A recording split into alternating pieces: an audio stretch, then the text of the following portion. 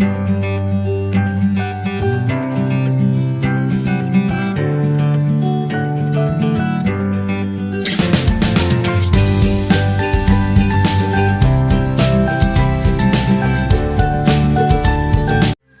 ini adalah contoh dialog pada iklan elektronik. Nah, sekarang coba, apa isi dari iklan di samping ini? Ya, adalah tentang pil PSP yang dapat mengatasi sakit perut. Nah, selanjutnya, apa keunggulan dari produk ini? Ya, keunggulannya adalah untuk mengatasi gangguan perut karena bakteri, makanan pedas, asam, dan gas. Ada di sini ya yang dijelaskan oleh naratornya. Dan satu lagi, ada kalimat mengajak di sini yang terakhir. Perut tidak enak, pilih yang benar. PSP. Nah, ini adalah kalimat mengajak pada iklan ini. Selanjutnya, manusia itu membutuhkan makanan untuk beraktivitas. Jika tidak makan, manusia tentu saja akan lemas. Manusia mencerna makanan menggunakan organ pencernaan. Makanan yang dimakan diuraikan dalam sistem pencernaan menjadi sumber energi yang dibutuhkan oleh tubuh.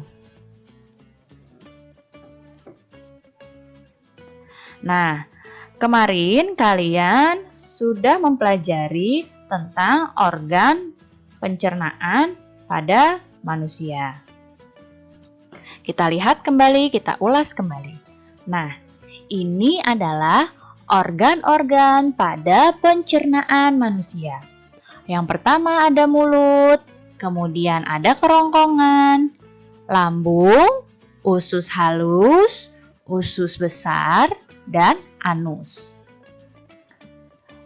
Sekarang, urutan sistem pencernaan manusia. Kita ulas kembali. Yang pertama, makanan masuk melalui mulut. Setelah dari mulut, makanan yang ditelan masuk ke kerongkongan. Kerongkongan ini adalah penghubung antara mulut dengan lambung. Setelah itu, makanan yang ditelan tadi masuk ke lambung untuk dicerna dengan bantuan enzim.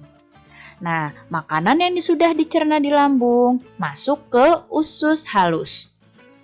Di usus halus ini terjadi penyerapan sari-sari makanan.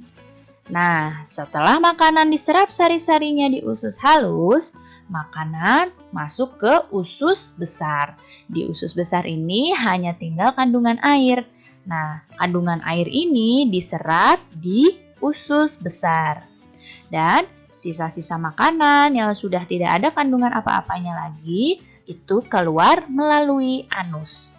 Jadi urutannya yang pertama adalah mulut, kemudian kerongkongan, lambung, lalu usus halus, usus besar, dan anus. Sistem pencernaan kita itu harus selalu kita jaga. Akan tetapi tetap saja ada beberapa faktor yang dapat menyebabkan gangguan pada sistem pencernaan kita. Apa saja faktornya? Beberapa faktor tersebut diantaranya adalah yang pertama, kurang asupan makanan berserat.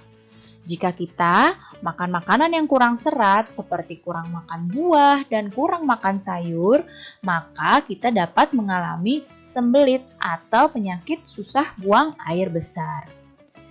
Selanjutnya, faktor penyebab gangguan sistem pencernaan yang selanjutnya adalah pola makan yang tidak teratur. Nah, pola makan yang tidak teratur ini dapat menyebabkan penyakit MAH. Dan yang berikutnya adalah makanan dan minuman yang tidak bersih. Makanan dan minuman yang tidak bersih ini dapat menyebabkan penyakit diare atau kolera. Jika kita senantiasa menjaga kesehatan organ pencernaan kita dengan makan makanan yang berserat, pola makan yang teratur, dan makan dan minuman yang bersih, kita pasti akan terhindar dari gangguan sistem pencernaan. Sekarang perhatikan iklan layanan masyarakat berikut. Nah, di sini ada 3 orang siswa yang sedang berbincang. Lihat apa yang kubawa. Wah, buah apa itu? Mengapa warnanya ungu kemerahan? Ini buah naga impor loh, tidak ada duanya. Kalau buah naga lokal itu warnanya putih, sementara ini warnanya unik sekali.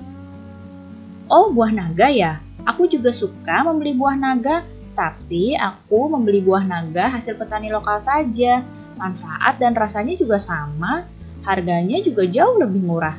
Meskipun warnanya berbeda, bukankah itu tidak memengaruhi manfaatnya? Iya, kalau kata ayahku, buah produksi petani lokal itu lebih segar sebab jalur distribusinya lebih pendek. Berbeda dengan buah impor yang membutuhkan banyak pengawet sebab jalur distribusinya lebih panjang. Jadi, selain produksi petani lokal ini lebih aman untuk dikonsumsi, kita juga turut membantu memberdayakan petani lokal kita. Oh, begitu ya. Aku jadi mengerti sekarang. Aku akan memberitahu ayah dan ibuku juga untuk membeli produk buah lokal mulai dari sekarang. Nah, iklan layanan masyarakat ini isinya adalah tentang ajakan untuk mengonsumsi buah-buahan lokal. Nah, coba apa keunggulan dari buah-buahan lokal berdasarkan iklan ini? Ya, keunggulannya adalah yang ibu beri garis merah nih. Keunggulannya adalah buah lokal itu lebih segar dan tidak berpengawet karena jalur distribusinya lebih pendek. Produksi petani lokal lebih aman dikonsumsi dan kita juga turut memberdayakan petani lokal. Ya, siapa di sini yang suka makan buah-buahan? Wah, bagus sekali kalau kalian suka buah-buahan. Buah itu merupakan sumber vitamin dan mineral.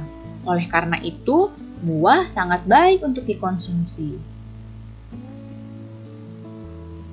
Buah-buahan mengandung vitamin, mineral, dan zat antioksidan yang dapat meningkatkan daya tahan tubuh. Tubuh menjadi sehat dan kuat. Selain itu, buah-buahan juga mengandung serat. Serat sangat baik bagi organ pencernaan kita, karena serat dapat memperlancar saluran pencernaan dan dapat mencegah penyakit sembelit. Nah, lihat di sini ada anak yang sedang makan buah apel dan buah jeruk. Kira-kira apa ya manfaat buah apel dan jeruk? Berikut kita akan bahas beberapa manfaat buah-buahan.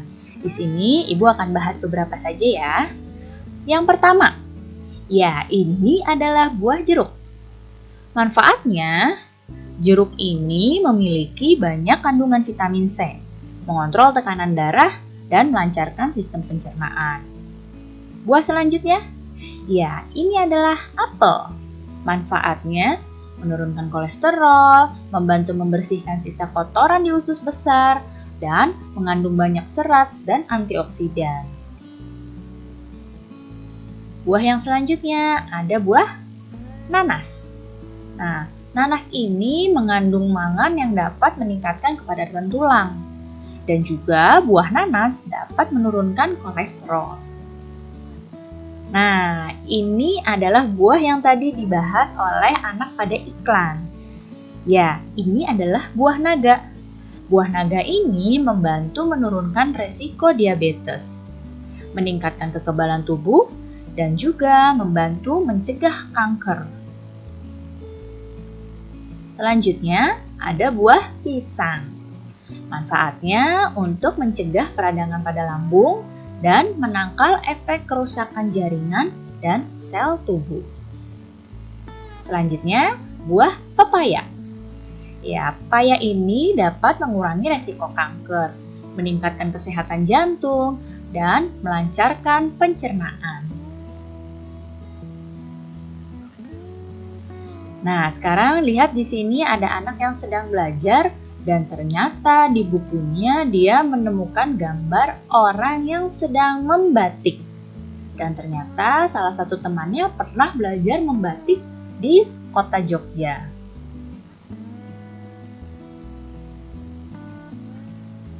Batik itu merupakan contoh karya seni rupa daerah. Selain batik, ada banyak karya seni rupa lain di Indonesia. Nah, hampir setiap daerah di Indonesia itu memiliki batik dengan ciri khasnya sendiri. Batik adalah kain bergambar yang dibuat khusus dengan menggunakan malam, yaitu sejenis lilin, dan pengolahannya diproses dengan cara tertentu. Batik biasanya dibuat menggunakan alat yang disebut canting. Lihat pada gambar, cantingnya ini, yang ibu tunjuk dengan panah. Dan lilin malamnya, nama lilinnya malam ya, itu ditaruh di sini, di cantingnya ini. Nah, kalau sudah di kain, malamnya akan berbentuk seperti ini. Ya, jadi ini adalah alat untuk membatik. Nah, selain batik, ada beberapa karya seni rupa di Indonesia. Yang pertama nih, ada batik ya. Di sini kerajinan tangan pada kain yang dilukis dengan canting dan malam. Ada anyaman. Anyaman ini adalah teknik berkarya dengan mengatur bahan dasar dalam bentuk silang menyilang, tindih menindih, dan lipat melipat. Ada juga ukiran. Nah, ukiran ini adalah karya seni yang dihasilkan dengan mengolah permukaan benda dengan cara dipahat. Dan ada gerabah. Gerabah ini adalah karya seni dari tanah liat yang dibentuk sedemikian rupa sehingga dapat bermanfaat dan digunakan. Selain batik, anyaman, ukiran, gerabah, masih banyak lagi karya seni rupa lain di Indonesia. Pernahkah kamu mendengar kata-kata pembangunan sosial budaya? Dan tahukah kamu tentang pembangunan sosial budaya? Pembangunan sosial budaya adalah pembangunan yang mencakup kehidupan sosial budaya di masyarakat. Peran masyarakat dalam pembangunan sosial budaya diwujudkan melalui kegiatan dalam sebuah adat istiadat. Di Indonesia ada banyak adat istiadat. Nah, berikut beberapa adat istiadat yang berperan dalam pembangunan sosial budaya di masyarakat Indonesia. Yang pertama ada adat istiadat Subak. Ini asalnya dari Bali. Subak ini merupakan organisasi yang khusus mengatur sistem pengairan sawah secara tradisional. Kemudian ada adat istiadat bersih desa. Ini dari Jawa Tengah dan Jawa Timur. Di sini masyarakat yang bersyukur atas panen dengan cara memasak nasi dan lauk pauk dalam jumlah yang banyak. Upacara bersih desa ini menerapkan prinsip kebersamaan dan gotong royong. Tanpa prinsip tersebut, upacaranya tidak akan terlaksana. Kemudian, ada adat istiadat Repong Damar. Ini asalnya dari Lampung. Merupakan sistem pengelolaan bekas ladang dengan pohon damar. Nah, ini adalah upaya masyarakat untuk menjaga kelestarian alam. Kemudian, ada adat istiadat pamali mancing ikan. Ini berasal dari Maluku Utara. Nah, ini merupakan adat sosial masyarakat yang mengatur pemanfaatan sumber daya pesisir dan laut, sehingga akan tetap menjaga kelestarian hewan-hewan dan ekosistem di laut tersebut. Beragam adat istiadat tersebut termasuk sebagai pembangunan sosial, karena dalam pelaksanaannya menyangkut masyarakat. Kegiatan tersebut termasuk pembangunan budaya, karena kegiatannya mengandung hal-hal untuk kebaikan bersama. Nah, dari beberapa contoh peran kegiatan masyarakat yang disebutkan tadi, masih banyak lagi ya tradisi budaya di Indonesia. Nah, bisa kalian lihat pada gambar ini, Indonesia itu merupakan negara yang sangat kaya akan keragaman seperti suku, bangsa, agama, budaya, adat istiadat, serta kegiatan ekonomi. Keragaman dapat kita temui dalam kehidupan sehari-hari, misalnya pada organisasi. Apa itu organisasi? Organisasi merupakan suatu pola hubungan antar individu atau anggota yang memiliki tujuan sama, ya. Jadi tujuannya sama. Tujuan ini menjadi pemersatu anggota karena dilaksanakan dengan semangat kebersamaan. Nah, salah satu organisasi di Indonesia adalah organisasi petani. Nah, dalam organisasi itu kan ada banyak keberagaman. Nah, berikut contoh keberagaman budaya yang ada di Indonesia. Ada keberagaman adat istiadat, ada keberagaman rumah adat, ada keberagaman kesenian daerah, keberagaman suku, dan keberagaman bahasa. Keberagaman merupakan kekayaan bangsa Indonesia.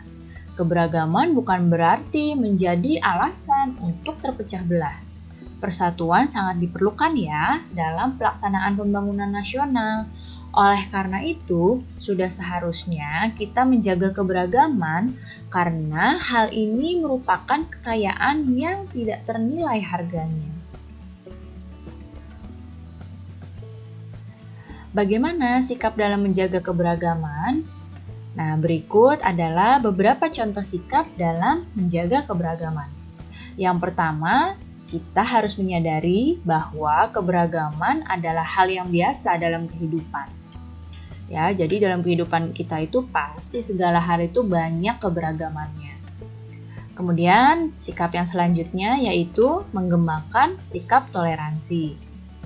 Yang berikutnya, kita mempelajari kebudayaan-kebudayaan yang ada di Indonesia.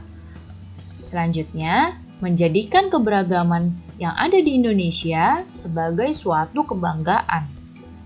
Dan memanfaatkan keberagaman untuk bekerja sama. Jika sikap dalam menjaga keberagaman ini terus dijaga, maka akan tercipta masyarakat yang damai.